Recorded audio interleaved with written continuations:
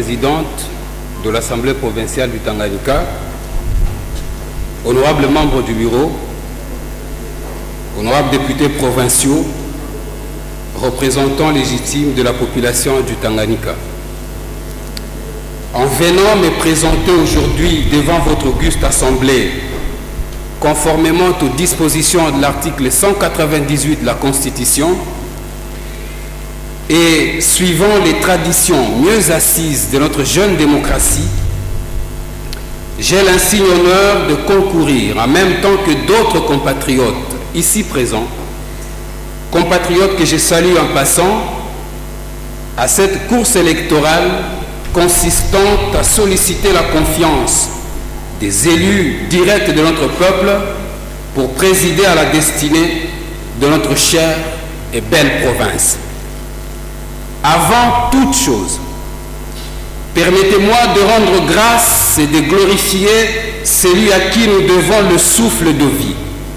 l'Éternel Dieu Tout-Puissant, Maître des temps et des circonstances, lui qui a permis cet instant solennel. C'est aussi pour moi l'occasion d'exprimer à chacun de vous, honorables députés, pris individuellement, le double sentiment de fierté et de responsabilité que j'éprouve en ce grand moment de l'histoire de notre province, le Tanganyika. Fierté de vivre dans cette province bénie qui a sorti de ses entrailles et offert à la République les meilleurs de ses enfants devenus des figures emblématiques de référence tant nationales qu'internationales. Il s'agit notamment de Mzee Laurent Désiré Kabila, d'heureuse mémoire, de Patriarche Kyungu Akumwanza, Charles Mwando, du professeur Guillaume Samba Caputo, du doyen Proté Lumbu Malobandiba, pour ne citer que cela. Aux vivants comme aux morts, nous exprimons ici notre fierté d'en être descendants, eux qui, dans leur parcours politique, bien que jalonnés de ronces et d'épines, ont toujours répondu présent à l'appel de la patrie. Responsabilité réelle de prendre la parole du haut de cette prestigieuse tribune en présence de notre peuple. Ce peuple dont les conditions de vie se dégradent constamment sous l'œil indifférent, voire complaisant, d'une élite visiblement en crise d'imagination. Honorable présidente, honorables membres du bureau, honorables députés provinciaux, la circonstance de ce jour m'offre l'occasion de rendre un vibrant hommage à son Excellence, Monsieur Félix Antoine Tshisekedi Tshilombo, président de la République démocratique du Congo, chef de l'État, garant du bon fonctionnement des institutions, sans l'implication personnelle duquel cette élection n'aurait pas eu lieu. Cette occasion me permet de rassurer à son autorité que mon élection à la tête de cette province aura le mérite de doter à cette dernière d'un nouveau leadership à même de relayer avec efficience et responsabilité les politiques publiques nationales prônées par le gouvernement de la République conformément à la vision du chef de l'État et de concrétiser l'ambition de ce dernier de faire participer la jeunesse, fer de lance de notre pays à la reconstruction nationale. Honorable présidente, honorables membres du bureau, honorables députés, avant de clore ce propos préliminaire, qu'il me soit permis de remercier toute la jeunesse de la République en général et celle de ma province en particulier pour le soutien inébranlable dont j'ai été bénéficiaire tout au long de ce processus électoral particulièrement difficile pour cette catégorie de la population aux revenus très faibles.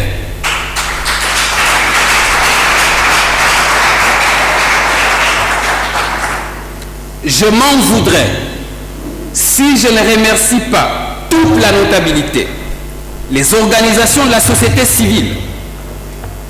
le patronat,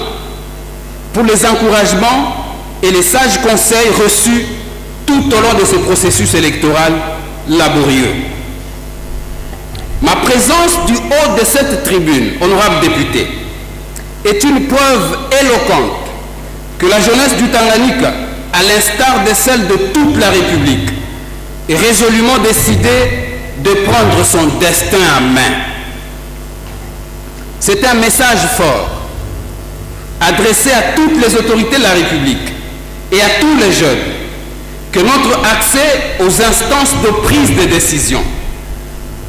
ne peut en aucun cas être subordonné à une quelconque démarche optatoire imposée par un système politique notoirement obsolète, encore moins se négocier en position de génuflexion envers qui que ce soit.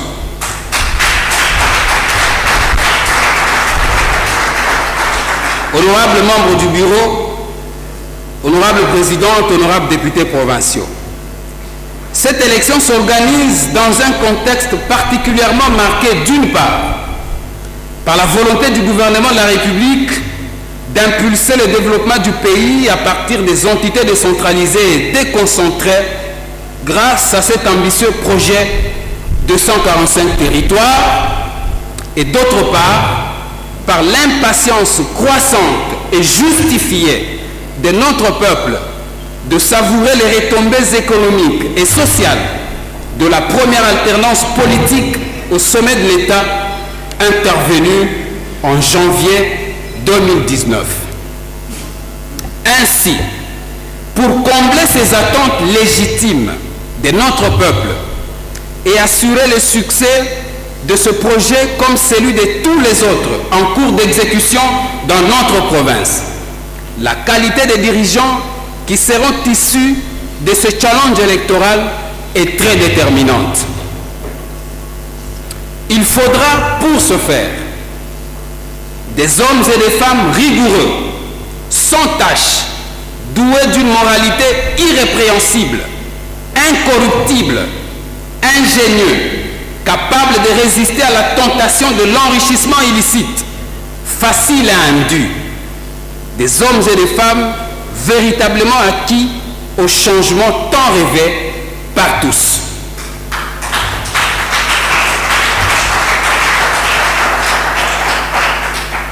Honorables députés provinciaux, considérant le contexte tel que décrit si haut, vu l'immensité des enjeux économiques mondiaux et le rôle combien déterminant que le Tanganyika doit jouer, surtout dans le cadre de la régulation du climat dans le monde,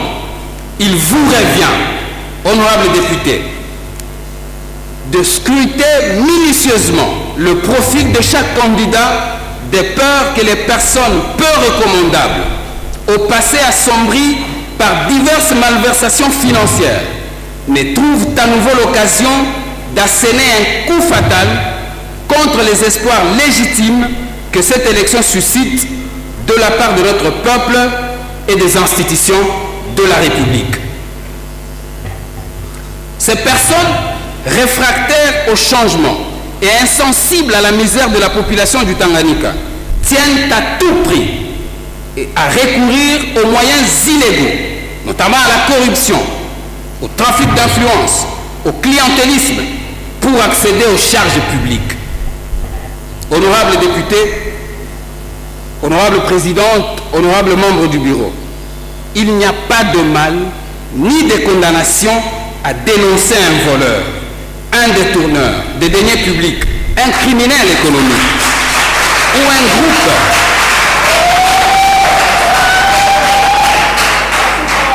un groupe de mercantilistes de tous bords qui tiennent mordicus par leurs sollicitations juteuses à vous mettre en contradiction avec votre peuple, vos électeurs, en vue d'assouvir leur soif de se servir du Tanganyika comme vache à lait, et ce, aux grandes dames de notre population déjà assez meurtrie par un passé sombre. Alors que cette dernière attend de vous un vote de renouement de liens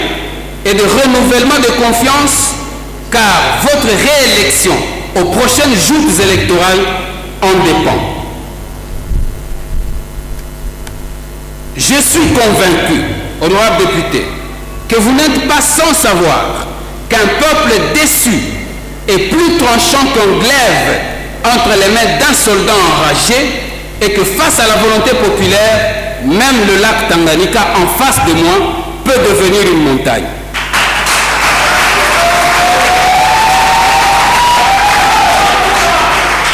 L'opportunité vous est donc offerte ce matin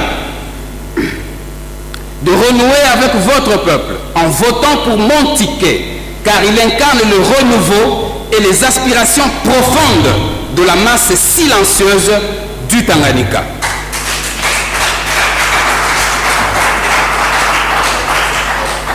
Honorable député, honorable membre du bureau, honorable présidente, pendant que je prends la parole du haut de cette tribune, je pense à tous ces jeunes, ces femmes rurales, ces pères de famille, éparpillés à travers toute la province, nos 6 territoires, qui, face à l'incertitude du lendemain, à la vicissitude de la vie, s'interrogent, comme ceux qui sont ici maintenant dans cette salle, sur de quoi demain sera fait. À cela, comme à vous qui êtes ici en ce moment, je dis que l'avenir du Tanganyika est beau, que demain sera meilleur qu'aujourd'hui, car désormais, la nouvelle génération que j'ai l'honneur de représenter ici est résolument engagée à changer les paradigmes dans la gestion de la chose publique. La nouvelle génération que j'ai l'honneur de représenter ici est résolument engagée à changer les paradigmes dans la gestion de la chose publique afin d'imposer un nouveau narratif dans la province du Tanganyika par la mise en œuvre des politiques s'articulant autour de points majeurs ci-après. Au plan politique, honorable présidente, honorable membre du bureau, honorable député, sitôt investi, mon gouvernement s'emploiera à donner une autre image de la province du Tanganyika par la promotion des politiques publiques visant à rechercher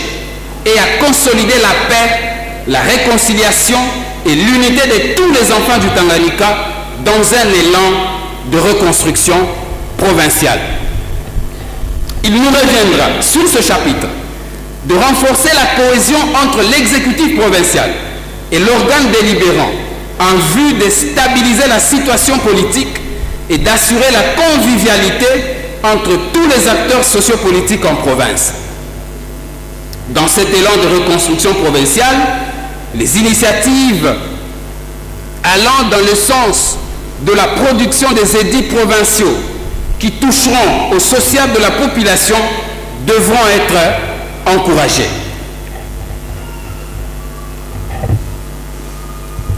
À l'heure où le Grand Katanga fait face au débat sur la cohabitation entre communautés, mon gouvernement prendra des mesures idoines qui garantissent la mixité sociale et la pluralité culturelle dans le strict respect de la loi, des us et coutumes du Tanganyika et des bonnes mœurs. Sur ce point, mon gouvernement sera intransigeant contre tout agissement ou tout propos ayant en filigrane l'incitation à la haine de l'autre ou le repli identitaire. La Barza intercommunautaire pour la paix et la société civile du Tanganyika seront mises à contribution pour veiller au maintien du vivre ensemble en province.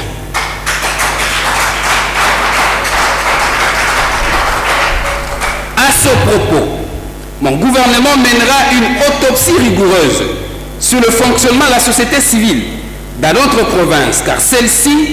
peine à se structurer et à s'organiser, et cela nonobstant la bonne foi de ses acteurs. Il faudra reconnaître cependant que les intrusions intempestives des politiciens et des gouvernants en mal de positionnement, la faible subvention de ces activités par le pouvoir public sont à la base de l'inertie et de la désarticulation dont elles souffrent, la rendant ainsi inefficace face à la montée des actes de prédation ou de mauvaise gouvernance perpétrés par les autorités publiques au mépris des intérêts vitaux de la population. Notre gouvernance mettra tout en œuvre pour faciliter la mise en place d'un cadre de concertation de la société civile qui émane véritablement des organisations légalement reconnues et installées qui constituent un contrepoids efficace au pouvoir public en province. La société civile du Tanganyika devra dès lors se débarrasser des personnes doubles, peu crédibles et de tous ceux qui l'utilisent pour des fins privées, car face au tâtonnement, aux égarements, voire à l'orgueil du pouvoir, la société civile reste l'unique rempart pour la population. D'où l'impérieuse nécessité pour tous de veiller à son bon fonctionnement. Honorable Présidente, honorables membres du Bureau, honorables députés, natifs de l'arrière-pays, nous reconnaissons à sa juste valeur le pouvoir coutumier dans notre province. Et nous savons aussi qu'à ce jour, plusieurs conflits de succession coutumière sont restés béants. Certains de ces conflits sont le fruit de plusieurs acteurs politiques qui tirent des ficelles parce que voulant contrôler au-delà du pouvoir politique qu'ils détiennent, le pouvoir coutumier. Nous en appelons à la sagesse du pouvoir coutumier afin de résorber toutes ces crises foncières et de succession qui déstabilisent et diluent le pouvoir ancestral dans notre province.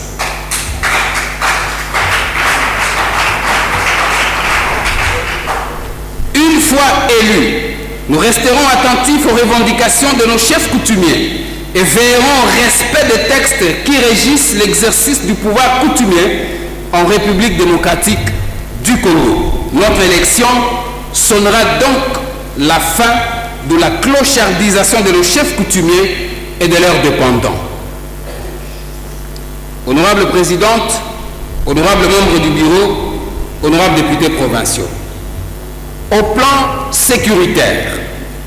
notre province, comme tant d'autres provinces des parties nord et est de la République, est victime des affres qui lui font subir les groupes armés et mouvements insurrectionnels.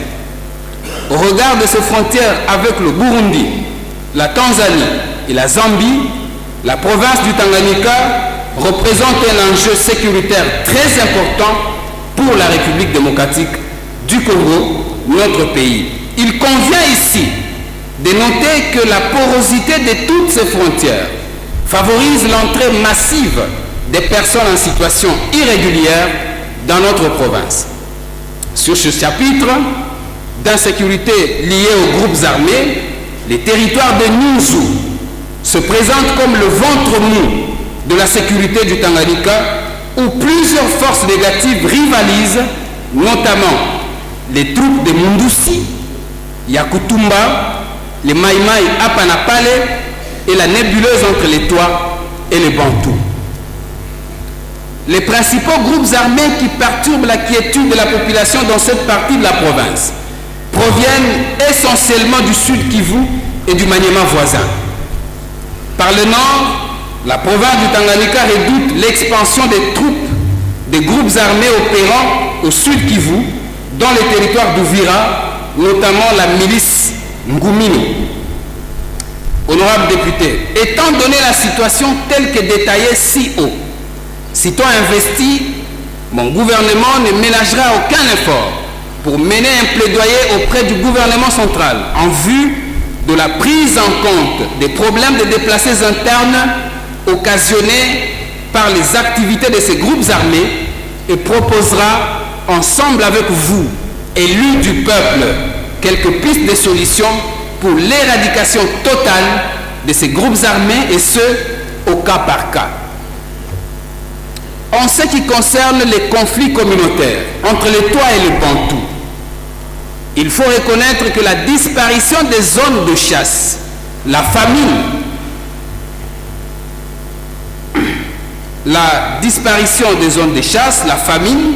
le manque de respect envers les Tois et les velléités expansionnistes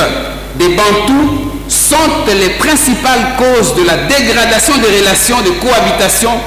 qui a toujours été pacifique entre les Tois et les Bantous. Pour résoudre cette question, mon gouvernement mènera un plaidoyer auprès des autorités nationales pour la création des zones spéciales de chasse entre les territoires de Kalemi, Nyunzu et de Kabalo. Celles-ci seront réservées aux activités des Tois sous la surveillance de l'État. Il faudra aussi accentuer la scolarisation des Tois en vue d'accélérer leur intégration dans l'administration publique et, in fine, leur autonomisation socio-économique. Pour ce qui est du banditisme urbain, qui sévit impitoyablement dans nos villes, mon gouvernement travaillera en étroite collaboration avec les forces de défense et de sécurité pour l'éradication complète de ce phénomène qui non seulement sème la panique et la désolation dans les familles des paisibles citoyens, mais aussi porte un coup dur sur les activités économiques, surtout dans la ville de Kalemi, chef-lieu de la province. Sur ce chapitre, je voudrais ici vous inviter à observer une minute de silence à l'endroit de tous nos compatriotes de Kalemi et d'à travers toute la province qui ont succombé à la suite des actes de barbarie de ces forces du mal.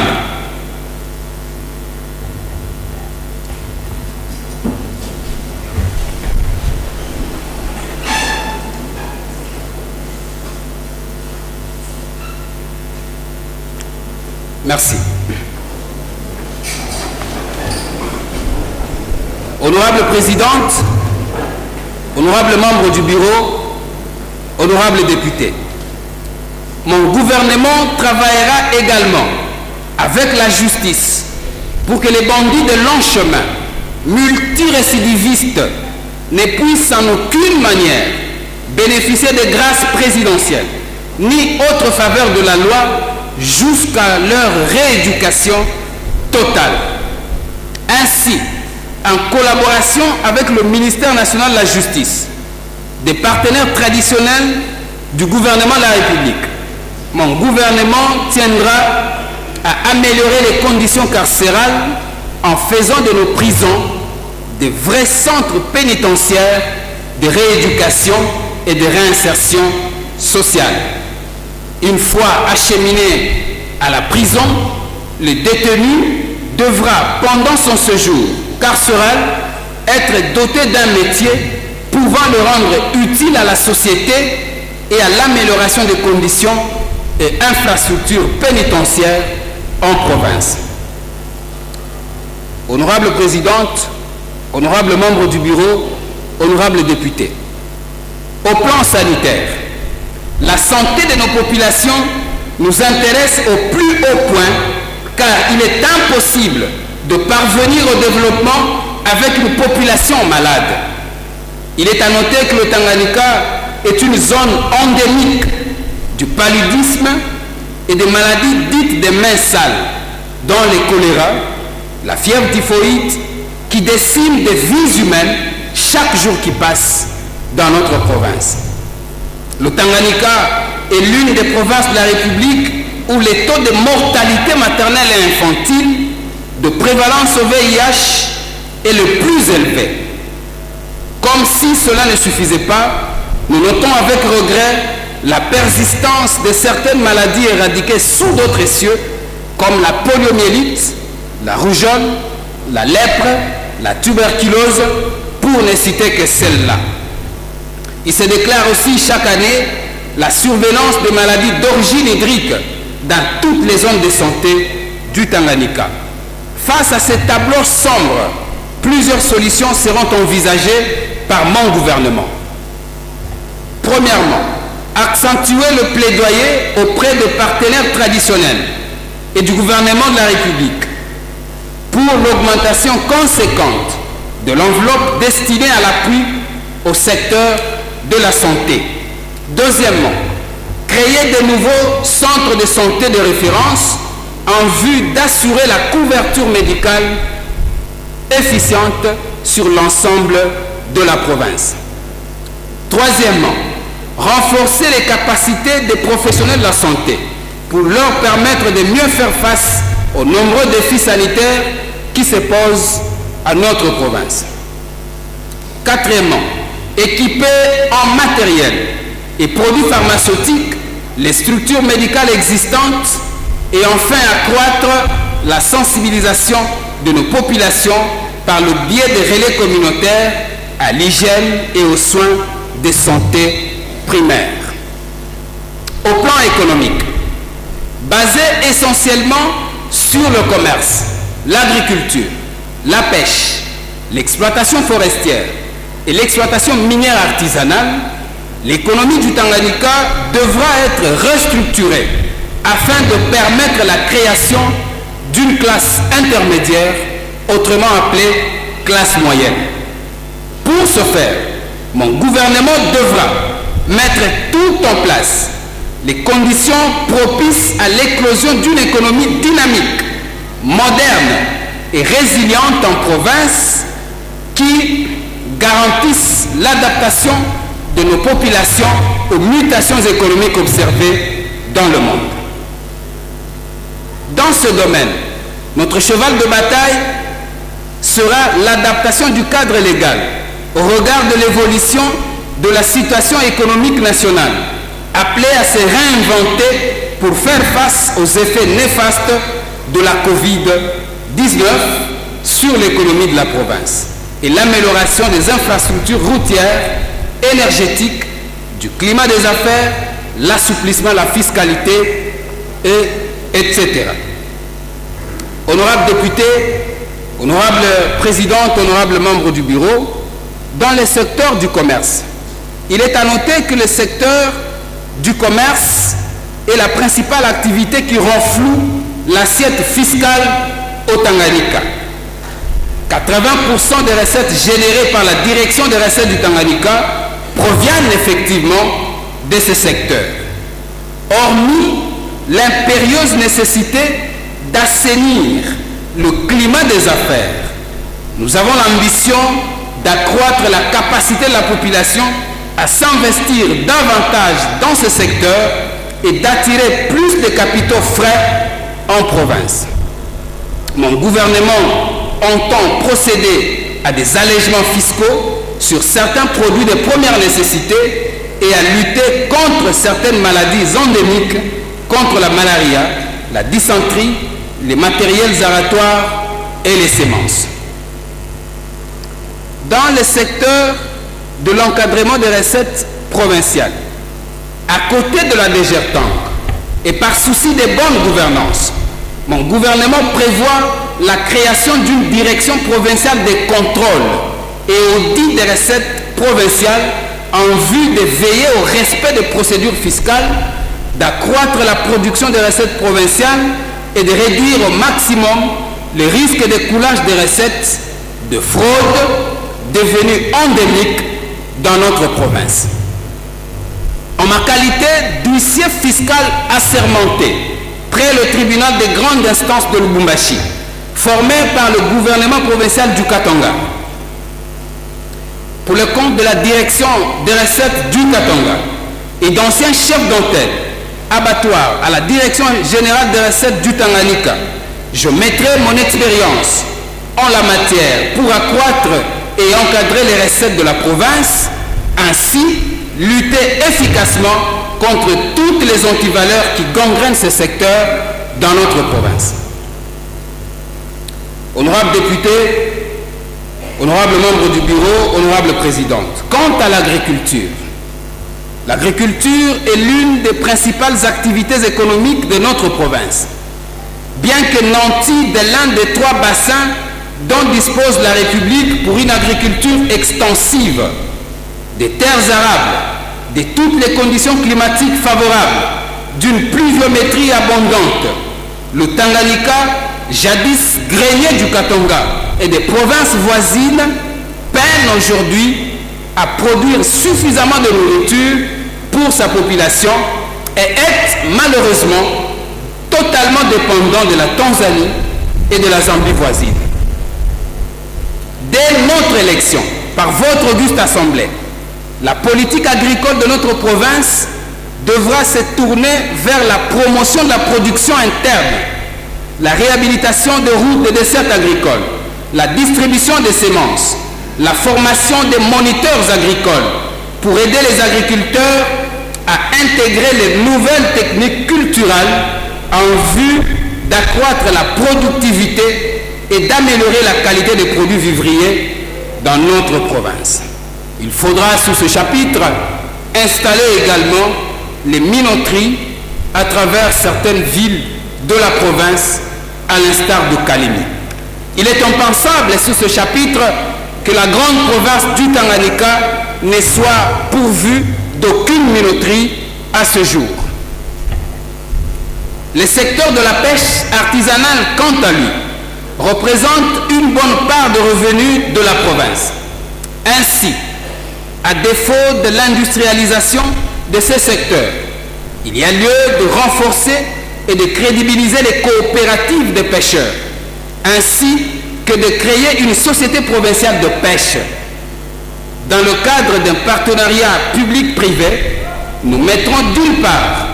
à la disposition des coopératives des chambres froides photovoltaïques à raison d'une chambre froide par territoire, le cas de territoire de Moba, territoire de Kalemi et de Kabalo. L'objectif étant d'atteindre une moyenne de 4 pour les territoires de Kalemi, de Moba, de Kongolo et la ville de Kalemi, déjà citée. Cette dotation permettra de résorber la problématique des avaries des produits invendus et des produits de surpêche pendant la haute saison. D'autre part, au profit des commerçants, nous financerons une étude pour la fabrication d'une embarcation cargo frigorifique afin d'écouler les produits de pêche de Moba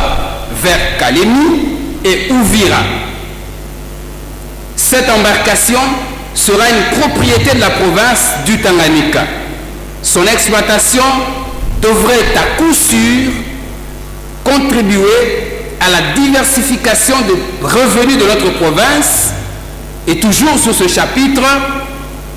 nous encouragerons les initiatives de pisciculture sur toute l'étendue de la province et accompagnerons le promoteur de ces initiatives pour l'obtention des crédits auprès des banques. Honorable Présidente, honorables membres du bureau, honorables députés provinciaux, en ce qui concerne l'exploitation forestière, la province du Tanganyika est victime d'une exploitation sauvage de ses ressources naturelles, notamment les bois,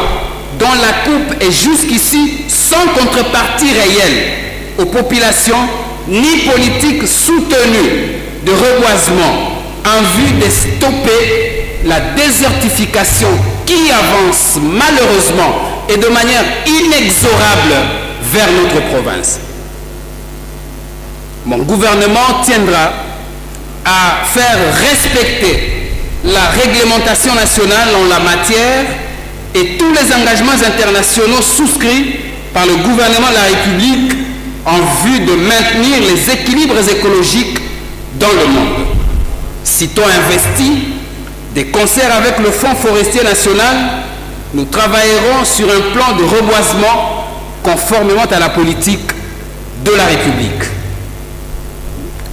Honorables députés, élus et légitimes de notre peuple, un autre secteur de croissance rapide dans notre province est le tourisme. Nanti d'une biodiversité à couper le souffle, le Tanganyika regorge un potentiel touristique à même d'attirer la curiosité du monde entier et de relever son économie au regard notamment des événements historiques liés à la traite négrière dont les vestiges doivent être valorisés pour réconcilier les générations présentes et futures avec leur histoire, mais aussi de la densité de sa faune, sa flore et de ses différentes espèces tant aquatiques qui demeurent malheureusement méconnues de plusieurs d'entre nous, encore moins de nos enfants. Dans ce domaine, notre gouvernement pense booster ces secteurs par la promotion des politiques publiques favorisant la protection des écosystèmes. Les sites naturels devront également être préservés et promus. Et cela passera certainement par la construction d'une école de tourisme pour la formation des guides touristiques et la construction d'une école d'art culinaire pour valoriser les mets du Tanganyika, en l'occurrence le mythique Mukeke. Et je suis convaincu qu'en venant ici, chacun de nous devrait le savourer ou le savourera à son retour.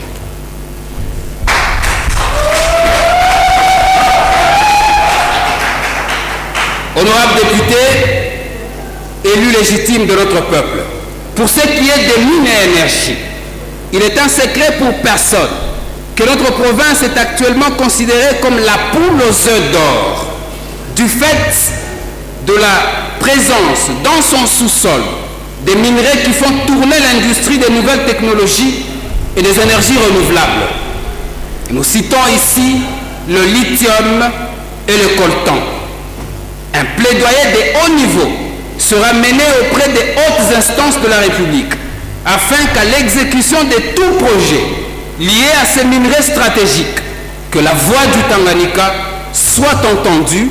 et que les intérêts de ses fils et filles préservés. Quant à l'exploitation minière artisanale, actuellement pratiquée dans notre province, mon gouvernement veillera au renforcement de l'autorité de l'État dans les zones d'exploitation minière artisanale où règne la promiscuité de tout genre, le désordre et les bandes organisées qui sèment la terreur et la désolation au sein de paisibles citoyens riverains. Bien organisé, l'artisanat minier est à même de réduire l'impact négatif du chômage qui frappe de plein fouet la jeunesse de notre province et de renflouer les caisses de la province et enfin de catalyser l'essor des autres secteurs porteurs comme l'agriculture, la santé, l'éducation, la sous-traitance, pour ne citer que cela. Pour ce faire, mon gouvernement,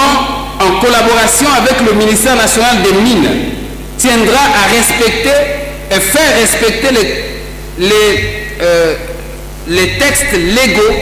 qui régissent la législation minière dans notre pays. Il tiendra également à organiser les creuseurs artisanaux en coopérative et à rechercher les capitaux nécessaires à la mise en valeur du potentiel minier et énergétique en province via le partenariat public-privé afin de passer de l'artisanat minier à l'exploitation industrielle. Nous porterons haut le plaidoyer pour la réhabilitation par le gouvernement central des barrages hydroélectriques de Bendera, de Pianamwanga, qui sont indispensables dans la mesure où la matérialisation de la vocation industrielle de notre province en dépend. Au plan de l'éducation, honorables députés, honorables membres du bureau, honorable présidente, l'éducation de base est le pilier de la politique du chef de l'État. La province du Tanganyika, sous notre leadership, tiendra à s'approprier la vision sur la gratuité de l'enseignement et la promotion d'une éducation de base qui tienne compte des conditions socio-économiques de l'enseignant, de l'amélioration des infrastructures scolaires et de l'amélioration infrastructures scolaires, disais-je, et de la recherche scientifique, sans oublier l'octroi des bourses locales aux meilleurs élèves. Je m'en vais sur ce chapitre penser au mythique ou à la mythique école Maendeleo qui se meurt sous les yeux impuissants de toute la population et des autorités du Tanganyika. Nous, sitôt arrivés, au-delà de l'école Maendeleo, nous déplorons la disparition de certaines autres écoles qui ont fait la fierté de notre province, à l'instar de l'Athénée du Lac, des tristes mémoires aujourd'hui quasiment disparues et submergées dans l'eau. Quant à l'entrepreneuriat des jeunes, il est considéré à ce jour par le gouvernement central comme une menace, comme une panacée pour combattre la pauvreté. Il a, de ce fait, été décidé de la mise en place d'un fonds de garantie pouvant permettre aux jeunes d'accéder au crédit pour financer leurs projets. Pour la jeunesse du Tanganyika, creuser de notre présence sur cette tribune, nous allons accélérer la formation des jeunes en entrepreneuriat afin qu'ils soient capables de présenter des projets bancables et de s'autonomiser définitivement afin de mettre fin à toute la clochardisation, à la manipulation et aux autres traitements indignes dont elle est victime.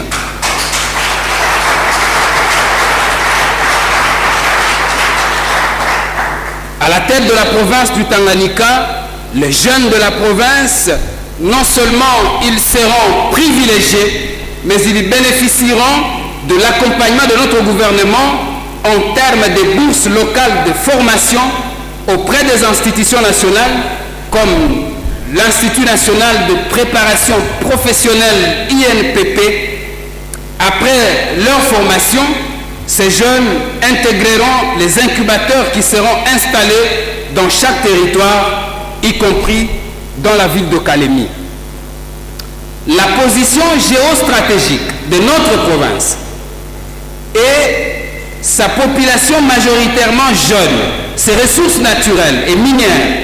son abondante hydrographie et ses forêts ne devraient que tout naturellement nous donner une ambition à la hauteur de ces géants Tanganyika qui, aujourd'hui, n'est ni plus ni moins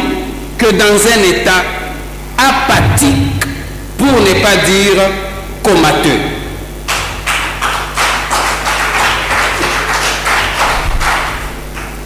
De la desserte en eau et électricité. Nos villes sont encore dans l'Antiquité quant à la distribution d'eau et d'électricité. À Moba, comme dans certains coins de la province où la régie des eaux existe, la qualité de l'eau distribuée à la population laisse à désirer. Nous nous impliquerons sitôt élus pour qu'avant la fin de nos premiers 100 jours, j'insiste, à la tête de notre province, que cette situation change.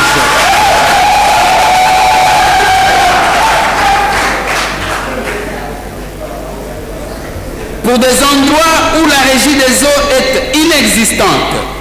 nous nous emploierons à doter nos populations de forages d'eau respectant les normes et doter des pompes immergées solaires. Honorables députés, honorables membres du bureau, honorable présidente, de l'eau à l'électricité, il n'y a qu'un pas. La desserte en électricité est quasiment inégale sur l'ensemble de notre province et même inexistante dans certains endroits. Nous prenons l'engagement de financer une étude pour la construction de 2 centrales photovoltaïques à Kabalo et à Kongolo. Pour ce faire, nous approcherons l'autorité de régulation du secteur de l'électricité pour obtenir les orientations nécessaires quant à la matérialisation de cette ambition. De l'habitat. Honorables députés, Les pluies diluviennes qui se sont abattues ces 4 dernières années sur l'ensemble de la province ont occasionné beaucoup de sans-abri et des pertes en vies humaines déplorables. Dakabalo, Moba, Kongolo, Ankoro et Akalemi, des quartiers entiers sont complètement submergés par les eaux du lac ou du fleuve. Cette situation remet à la surface la problématique des constructions anarchiques,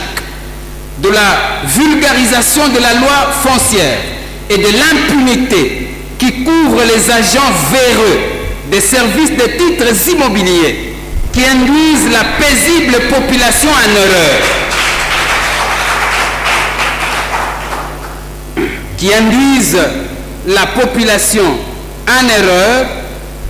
Quant à l'acquisition des terrains. Nous serons intransigeants quant à tous ceux-là, de près ou de loin,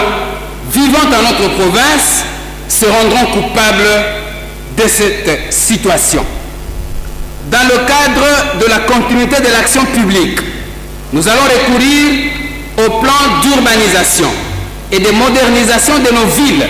cités et villages, adopté par votre auguste assemblée, en ma présence d'ailleurs, adopté par votre auguste assemblée à l'initiative du gouvernement Zoé Kabila Mwanzambala.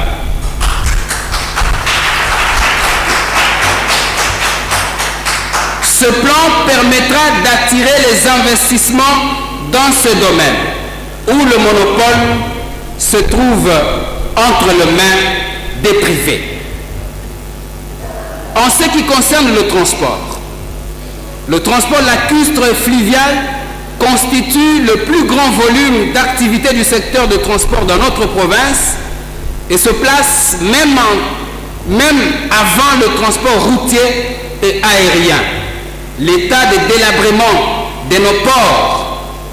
ne peut en aucun cas nous laisser indifférents. Nous ambitionnons de doter nos ports des infrastructures opérationnelles, d'accueil et administratives répondant aux normes internationales et nous placerons nos ports sur le même niveau de compétitivité et d'attraction que ceux du Nord Kivu ou du Sud Kivu et à la fin, nous encouragerons de partenariats publics-privés afin de moderniser toutes les infrastructures portuaires dans notre province. On ne peut pas parler de nos ports, de nos routes, sans parler des tracasseries administratives et sécuritaires qui se portent bien dans notre province au détriment des opérateurs économiques et autres usagers empruntant ce port et route. La présence de barrières illégales et des services non habilités sur nos postes frontaliers sera vigoureusement combattue et nous veillerons à mettre de l'ordre dans ce domaine pour également lutter contre le taux très élevé des accidents en province. Dans ce temps qui reste à cette législature, il serait pratiquement impossible de lever les fonds nécessaires à la modernisation de toutes les infrastructures routières. Cependant, mon gouvernement ne croisera pas les bras et ne va pas se taire face à la dégradation continue et lamentable des infrastructures dans notre province. Il va plutôt centrer ses efforts sur la réhabilitation des routes des dessertes agricoles afin de permettre aux agriculteurs d'écouler leurs produits vers les centres de consommation urbains. Globalement, sur toute la province, nous avons l'ambition de réhabiliter en moyenne 600 km de routes des dessertes agricoles et interterritoriales, ce qui représente 20% du réseau routier existant et en mauvais état dans notre province. Qui intervient ce vendredi, je le crois. Je reviendrai ici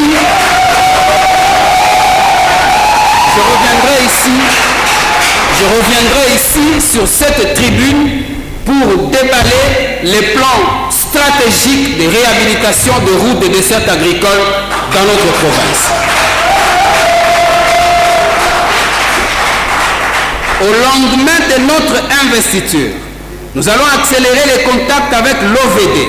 l'Office des routes et le développement rural pour faire un état des lieux des brigades routières disséminées à travers toute la province afin de voir comment orienter stratégiquement les ressources à allouer à cette ambition. Dans ce domaine, la formation des agents et cadres des services provinciaux de mobilisation, de contrôle et de gestion des recettes de l'État sera une panacée. Il sera également organisé des campagnes de sensibilisation au civisme fiscal en vue d'inviter toute la population à contribuer à l'effort de reconstruction provinciale. Au demeurant, honorable présidente, honorable membre du bureau, honorable député, permettez-moi maintenant de présenter brièvement ma modeste personne. Le candidat qui est devant vous maintenant s'appelle Mulunda Simba Joseph, fils de papa Joseph Mulunda, décédé, et de maman Pombo Nyota Dafrose, en vie. Mulunda Joseph, que je suis, est né le 15 février 1985 à Makutano, en chefferie de Benamambwe, territoire de Kongolo, dans la province mythique du Tanganyika. Je suis donc marié et père de famille, marié à Madame Wad Yav Sarah Olive. Mulunda Joseph, que je suis agronome et juriste de formation, défenseur judiciaire près le tribunal de grande instance de Kalemi. Depuis 2012, je suis dans les méandres de la fonction publique provinciale comme agent à la direction des recettes du Katanga, où j'ai assumé plusieurs fonctions, dont la dernière en date était celle d'ordonnateur délégué des recettes d'exploitation minière. Revenu au Tanganyika, après le démembrement du Katanga, j'ai assumé les fonctions de chef d'antenne à la direction générale des recettes du Tanganyika. Soucieux de défendre ma province, j'ai participé activement à la création du collectif des jeunes leaders du Tanganyika, dont je salue le courage, et qui est un mouvement d'éveil et de la conscience de la jeunesse du Tanganyika que je continue à diriger jusqu'à ce jour et dont les actions sont très bien connues de chacun de vous ici présents. À ce jour, je suis fier de représenter ma province au bureau de l'Assemblée nationale, où j'assume les fonctions de conseiller auprès de l'honorable questeur adjoint.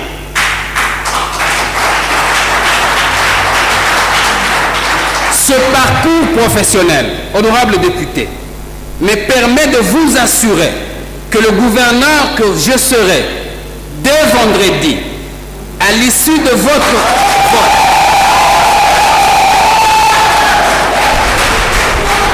le gouverneur que je serai dès le vendredi ne vient pas au sommet de l'État pour apprendre le travail. Je viens pour mettre mon expérience et l'expérience de toute la jeunesse du Tanganyika grâce à vos orientations au service de notre province. Je terminerai donc par vous inviter très humblement, honorable député, à faire confiance à votre fils, qui est un fils maison, qui connaît où ça sointe, parce que nous disons,